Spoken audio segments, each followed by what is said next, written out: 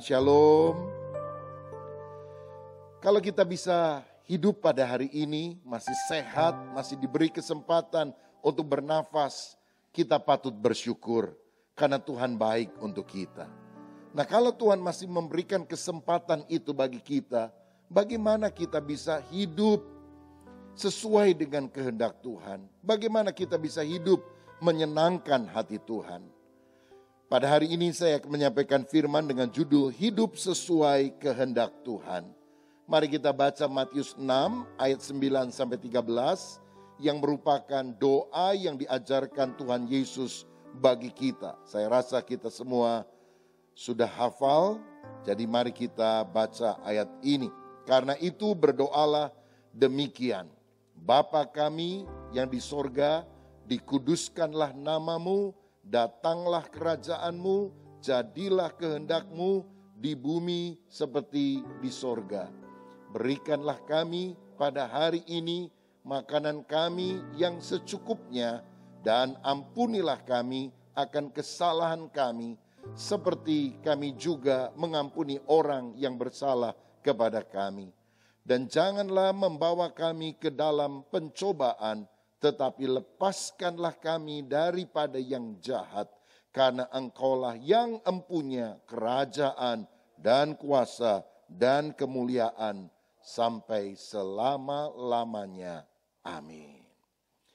Ada 4 sikap hidup yang diajarkan oleh Tuhan Yesus melalui doa Bapa kami ini, supaya kita bisa hidup berkenan kepada Tuhan, hidup sesuai dengan kehendak-Nya.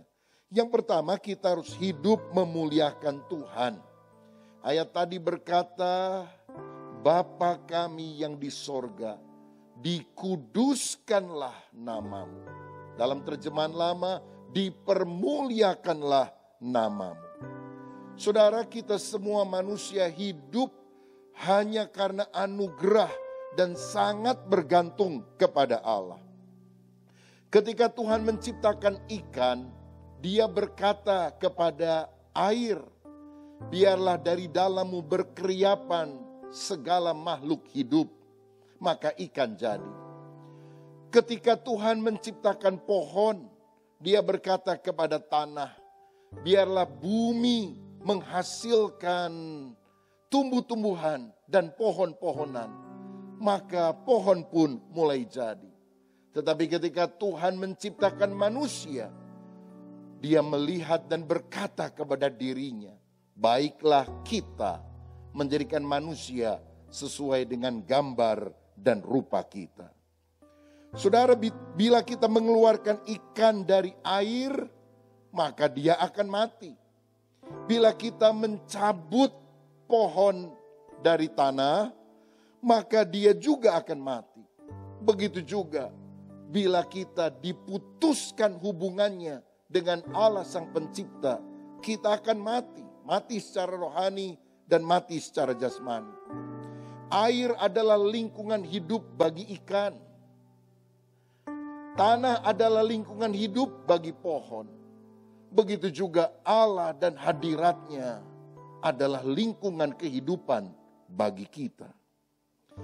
Air tanpa ikan akan tetap air. Sedangkan pohon, air tanpa ikan tetap air. Tetapi sebaliknya, ikan tanpa air akan mati. Begitu juga tanah tanpa pohon itu tetap tanah. Tapi sebaliknya, pohon tanpa tanah dia akan mati. Tuhan tanpa kita manusia, Dia tetap Tuhan. Tapi kita manusia tanpa Tuhan, kita akan mati. Itu sebabnya ketika kita masih diberi kehidupan, mari kita memuliakan Tuhan. Mari kita bergantung kepada Tuhan. Kejadian 1 ayat 1, ayat pertama dari Alkitab berkata, pada mulanya Allah. Allah harus menjadi pribadi yang terutama, yang pertama di dalam kehidupan kita. Kita harus menguduskan, memuliakan, beribadah dan mentaati kehendak-Nya. Karena pada mulanya Allah. Kalau saudara sakit, pada mulanya obat, pada mulanya khawatir, atau pada mulanya Allah. Kalau ada orang yang mengejek kita, pada mulanya marah, pada mulanya balas, atau pada mulanya Allah. Waktu kita bangun pagi, pada mulanya apa? Kopi, televisi, handphone, ataukah pada mulanya Allah? Tuhan seharusnya menjadi pribadi yang terpenting, yang utama, dan kita harus selalu memuliakan Dia. Dan tahukah saudara, kehendak Allah yang pertama dan utama supaya kita bisa memuliakan Allah adalah kita harus percaya kepada Yesus, Putra Tunggal Allah, sebab Dialah Sang Juru Selamat itu. Dan Yohanes 1 ayat 12 berkata, barang siapa percaya kepada Yesus, dia diadopsi, dia diangkat menjadi anak-anak Allah. Dan karena kita diangkat menjadi anak Allah, kita bisa memanggil Allah sebagai Bapa. Tidak ada agama yang mengajarkan umatnya untuk memanggil Allah Sang Pencipta itu sebagai Bapa. Hanya Yesus yang mengajarkannya. Ini menunjukkan Bapa itu bukan pribadi yang pasif berdiam diri. Bapa itu, Tuhan itu bukanlah pribadi yang jauh daripada kita. Tetapi Dia adalah Allah yang mau menjalin relasi yang akrab, yang intim dengan Dia. Kita harus mengutamakan Dia, tetapi carilah dahulu kerajaan Allah dan kebenarannya, maka semuanya itu akan ditambahkan kepadamu. Bapa kami yang di sorga, dikuduskanlah namamu, datanglah kerajaanmu, datanglah kerajaanmu, jadilah kehendakmu di bumi seperti di sorga. Berarti Tuhan harus menjadi raja dalam hidup kita. Dan kita hidup di dalam kebenaran. Dan itulah hal yang pertama yang kita bisa lakukan. Hidup memuliakan Allah. Setiap hari mari kita belajar memuliakan Tuhan. Antara lain dengan hidup dalam doa, pujian, penyembahan. Kalau saya bangun pagi, selain baca Alkitab, saya nyalakan Spotify atau lagu pujian, saudara sekalian. Dan dengan back sound, latar belakang itu, saya bisa baca Alkitab. Setelah baca Alkitab, saya biasanya menekuni apakah itu buku rohani ataukah penafsiran yang lebih mendalam. Dan belum tentu semuanya itu bisa dikhotbahkan kepada orang lain. Tapi kita semua perlu makan secara rohani.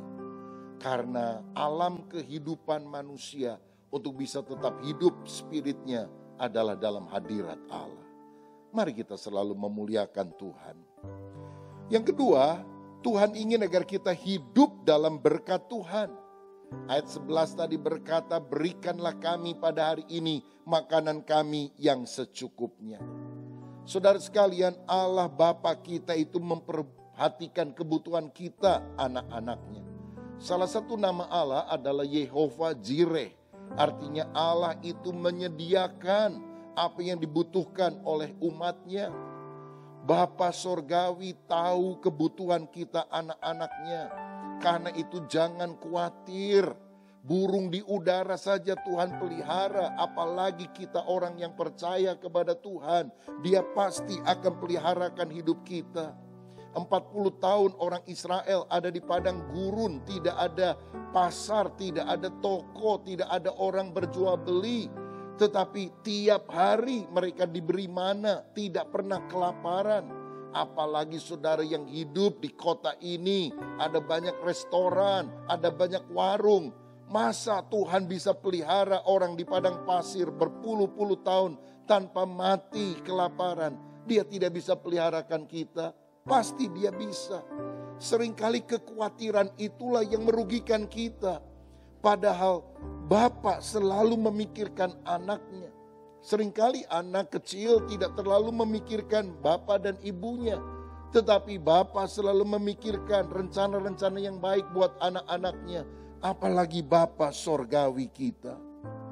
Nabi Elia pernah ada pada masa kekeringan 3,5 tahun tidak ada hujan. Tetapi Tuhan memelihara dia di tepi sungai Kerit. Memberi minum dia di sana. Tiap pagi dan petang burung gagak datang membawa roti dan daging. Bukankah sampai hari ini Tuhan bisa pelihara kita lewat pekerjaan, lewat orang yang tak terduga, lewat berbagai cara. Karena itu jangan kita khawatir. 60% orang yang sakit di rumah sakit di Amerika Serikat khususnya menderita psikosomatis. Penyakit tubuh yang disebabkan karena jiwa yang tegang, jiwa yang gelisah. Yesus berkata, siapa karena kekhawatirannya dapat memanjangkan hidupnya? Tidak ada.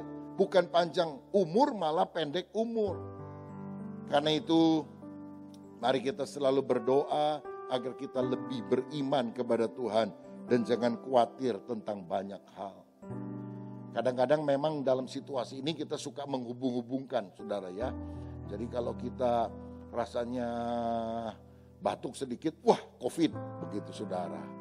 Ya kalau misalnya tenggorokan gak enak, wah COVID. Lalu kita selalu menghubungkan. Ya kita memang harus jaga kondisi tubuh, pakai masker, cuci tangan, jaga jarak. Dan selama kita menjaga kesehatan tubuh dan berdoa, saya percaya hidup kita ada di dalam tangan Tuhan. Saya ingat satu kali ada 3 orang bapak yang menanti kelahiran anaknya di rumah sakit bersalin. Tiba-tiba suster keluar, dia bilang kepada orang yang pertama, "Pak, selamat ya, istri Anda sudah melahirkan." "Oh, sehat suster?" "Sehat, kembar 2 malah." "Oh, kembar 2. Suster tahu nggak, saya ini kerja di perusahaan namanya Dua Tang. Jadi pas banget ya, 2 tang, 2 anak. Nggak lama suster muncul lagi saudara. Dia bilang kepada bapak kedua, "Pak, selamat ya. Istri Anda melahirkan, kembar 3. "Oh, kembar 3. Saya ini karyawan di perusahaan 3 roda," katanya. Jadi pas sekali. Mendengar pembicaraan itu, tiba-tiba bapak ketiga pingsan, saudara-saudara. Setelah sadar ditanya, "Kenapa kamu pingsan?" "Waduh, 2 tang, 2 anak, 3 roda, 3 anak. Saya ini kerja di perusahaan 7 Up. Jadi saya takut anak saya kembar 7," katanya. Padahal begitu dilahirkan, anaknya cuma 1, tidak 7. Kekhawatiran yang seringkali membuat kita menjadi panik, pingsan, dan kemudian berdebar-debar. Tapi percayalah, kita ini anak-anak Tuhan. Kita hidup di dalam berkat Bapa Sorgawi. Berkat jasmani, berkat rohani. Karenanya Yesus mengajari kita, berikanlah kami pada hari ini makanan kami yang secukupnya.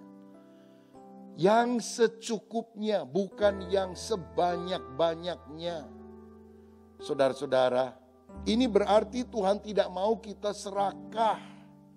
Tuhan mau kita hidup berpada dengan apa yang ada. Berikan kami pada hari ini, bukan minggu ini, bukan bulan ini, bukan tahun ini. Tapi pada hari ini, makanan yang secukupnya. Saudara sekalian, Tuhan mau kita tidak jadi orang yang serakah. Orang kalau miskin, ngomongnya gini, "Apa makan ya saya hari ini?" Karena makan pun dia belum jelas. Tapi kalau sudah ada duit, makan apa ya saya hari ini? Lebih kaya, makan di mana ya saya hari ini? Tambah kaya, makan siapa ya saya hari ini? Itu tanda orang tamak, saudara. Tapi Tuhan ingin agar kita justru hidup berkecukupan, merasa cukup dengan berkatnya, bahkan bisa memberi, bisa menabur. Karena dikatakan berikanlah kami, yang mesti makan bukan cuma saya, tapi kami. Artinya ada orang lain yang juga perlu menerima berkat itu. Dan kalau ada orang yang kurang beruntung dibandingkan dengan kita, bukankah kita seharusnya menjadi saluran berkat bagi mereka semuanya? Yang ketiga, saudara sekalian, kita harus hidup dalam pengampunan. Dikatakan tadi, dan ampunilah kami akan kesalahan kami, seperti kami juga mengampuni orang yang bersalah kepada kami. Saudara, Tuhan mau kita hidup sungguh-sungguh di dalam kelegaan, dalam sukacita, punya kehidupan yang luhur, dan itu ditandai dengan sikap mau mengampuni orang lain seperti Tuhan telah mengampuni kita. Yesus pernah memberikan perumpamaan dalam Matius 18. Ada orang yang utang 10.000 talenta alias 60 juta dinar, tapi dibebaskan oleh Tuhan. Tetapi apa yang terjadi? Dia mencekik orang yang hanya berhutang 100 dinar kepada dia. Sehingga raja itu menjadi marah. Hutang 60 juta dinar dibebaskan, tetapi orang yang dibebaskan ini malah mencekik orang yang punya hutang 100 dinar kepada dia. Akhirnya dia dilemparkan kepada para algojo untuk disiksa. Saudara, kalau kita tidak bisa memaafkan, mengampuni orang lain, sebetulnya kita orang yang tidak tahu diri. Kita tidak sadar betapa besar dosa kita yang sudah diampuni oleh Tuhan. Sehingga kalau kita mengampuni orang lain, itu gak ada apa-apanya dibandingkan dengan perbuatan Tuhan yang telah mengampuni segala dosa kita. Orang yang hidup dalam kebencian dan dendam tidak akan pernah tentram, bahkan sakit-sakitan. Bisa migrain, bisa sakit punggung, bisa segala macam penyakit. Nah, Tuhan tidak mau kita hidup di dalam kehidupan sedemikian. Tapi kehidupan yang damai, bahagia, sukacita, dan semuanya harus dimulai dari hati. Hati yang mengampuni. Pengampunan juga bukan perasaan, tapi kemauan. Keputusan kita untuk taat kepada kehendak Tuhan. Tahukah saudara, di dalam kehidupan ini ada 3 konsep hidup.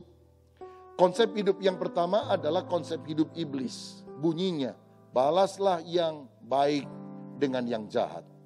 Air susu dibalas air tuba. Itu iblis, saudara.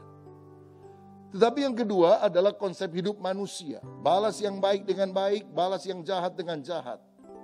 Kamu kenapa kok baik sama dia? Oh, dia juga baik sama saya. Kalau sama dia kok kamu jahat? Dia juga jahat sama saya. Itu manusia. Tetapi Tuhan mau kita memiliki konsep hidup Allah. Jangan kamu kalah terhadap kejahatan, tapi kalahkanlah kejahatan dengan kebaikan. Apa yang dilakukan oleh Yesus kepada orang-orang yang membenci dan menyalibkan dia. Mengampuni mereka ketika mereka bertobat dan percaya. Bukankah ini sebuah kehidupan yang luhur yang kita harus teladani? Jadi kita harus hidup di dalam pengampunan. Dan yang terakhir, yang keempat, dan janganlah membawa kami ke dalam pencobaan, tetapi lepaskanlah kami daripada yang jahat. Dalam Alkitab terjemahan atau versi The Message dikatakan, keep us safe from ourselves and the devil. Biarlah kami selamat daripada diri kami sendiri dan dari setan. Rupanya musuh kita itu ada yang dari dalam, ada yang dari luar. Musuh dari luar itu apa? Setan yang berusaha menjatuhkan kita. Musuh dari luar itu apa? Lingkungan duniawi. Nilai-nilai duniawi sekuler yang bertentangan dengan firman Tuhan. Tuhan, lindungilah kami dari hal semacam itu. Tapi musuh yang sering kali menjatuhkan kita dari dalam, yaitu hawa nafsu daging. Dari diri kita sendiri, hawa nafsu. Dan kita perlu berdoa, Tuhan berikan aku kemenangan. Baik dari tantangan godaan luar dan juga godaan dari dalam. 1 Yohanes pasal 2 ayat 16 berkata, sebab semua yang ada di dalam dunia, yaitu keinginan daging, keinginan mata, serta keangkuhan hidup, bukan berasal dari Bapa, melainkan dari dunia. Ketika Yesus digoda oleh iblis, 3 jenis godaan ini diberikan setan. Yang pertama, keinginan daging. Kalau kamu anak Allah, ubahlah batu jadi roti. Yesus lapar, dia perlu makan. Sehingga digoda dengan godaan keinginan daging. Mengubah batu menjadi roti. Yang kedua adalah keinginan mata. Lihat seluruh kemegahan dunia, aku berikan kepadamu, asal engkau sujud menyembah aku, kata iblis. Seringkali karena mata ini kita berdosa. Melihat yang mungkin indah-indah, bagus-bagus, tapi bukan merupakan milik kita, bagian kita. Dan kita harus berkata, dalam nama Yesus, lalukanlah aku dari melihat hal yang hampa. Dan yang ketiga, Yesus digoda juga melalui keangkuhan hidup. Jatuhkan dirimu dari bait Allah, maka malaikat akan menatang engkau. Dan engkau akan berkata, nih lihat aku hebat ya, jatuh dari atas tapi tidak mati. Itu kesombongan. Tetapi Yesus tidak mau mencobai Allah. Yesus menang karena 3 kali digoda, 3 kali dia berkata, ada tertulis, ada tertulis, ada tertulis. Kita hanya bisa berkemenangan kalau kita tahu kehendak Bapa di dalam Alkitab firman-Nya. Dan taat pada kehendak Bapa itu melalui kekuatan Roh Kudus. Ayat terakhir, Mazmur 119 ayat 9 dan 11 berkata, dengan apakah seorang muda mempertahankan kelakuannya bersih dengan menjaganya sesuai dengan firman-Mu? 11. Dalam hatiku aku menyimpan janji-Mu supaya aku jangan berdosa terhadap Engkau. Ayat ini tentu bukan hanya untuk orang muda, tapi buat kita sekalian. Bagaimana kita bisa mempertahankan kelakuan yang bersih, hidup yang berkenan kepada Tuhan dengan menjaganya sesuai dengan firman Tuhan. Biar dalam hati kita, dalam pikiran kita, kita menyimpan janji-janji Tuhan. Sehingga ketika godaan datang, kita tidak pernah menyangkali dia, tetapi kita berkemenangan oleh anugerah Tuhan. Saudaraku, maukah kita hidup sesuai dengan kehendak Allah? Yang pertama, mari kita selalu hidup memuliakan Allah. Hidup menyembah, meninggikan Dia. Kedua, hiduplah di dalam berkat Allah. Bukan hidup di dalam kekhawatiran. Percaya Tuhan pelihara. Ketiga, hidup dalam pengampunan. Bukan dalam kepahitan, benci dan dendam. Tetapi belajar mengampuni dan mengasihi orang lain. Dan yang terakhir, bukan hidup dalam kekalahan. Bukan hidup dalam hawa nafsu. Bukan hidup dalam kepentingan diri sendiri. Tapi hiduplah dalam firman yang akan membawa kita pada kemenangan. Saudara, mari kita gunakan hidup ini untuk menyenangkan hati Tuhan. Amin.